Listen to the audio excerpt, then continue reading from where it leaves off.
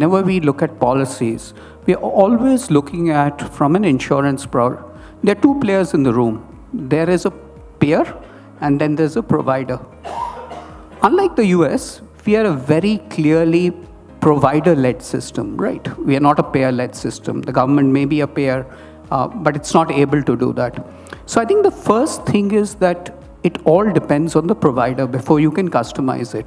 You can customize a policy, but the provider should accept it. And today that acceptance is on the low side. Because it's a provider-led system and we were having a chat, they tend to dictate. I think the main problem first is there's a lack of quality providers. It's not that we don't have providers in India. So it's 1 billion people chasing 1 million hospitals, but it's a suboptimal game, unlike any other country. So one is that the providers are not of scale. The second is, healthcare, why did you buy insurance?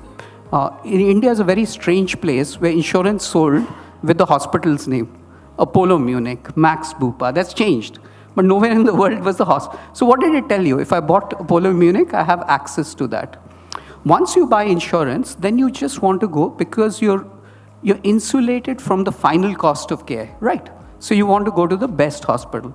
That leaves you with 10 or 12 chains. So obviously, most of that market is coming in there, right? Because better quality, better cost, higher cost are associated with higher quality. Healthcare doesn't follow the traditional law of economics in that sense.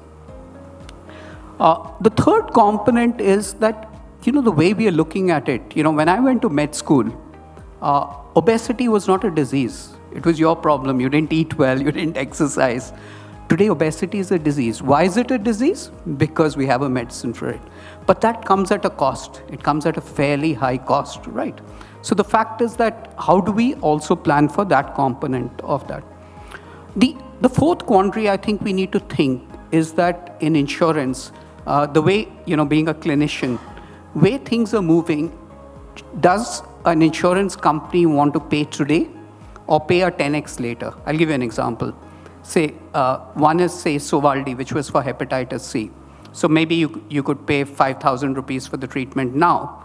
But if you don't do the treatment, 10 years later, you have liver cirrhosis, and it's going to cost you 25 lakhs.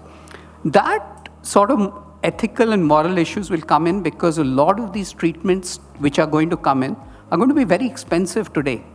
But the actual cost over a lifetime, it may be better to do that. So I think these are the 5 areas. As we construct it, we'll need to know what's going on today, what's the institutional character. And the third and final, before I conclude, is that we've never looked at outcomes. Healthcare is about 3 things. It's about infrastructure, it's about process, and it's about outcomes. I think in this generation with Gen AI, we'll be talking about outcomes, which will hold the providers more accountable and, I hope, move the balance towards the payer.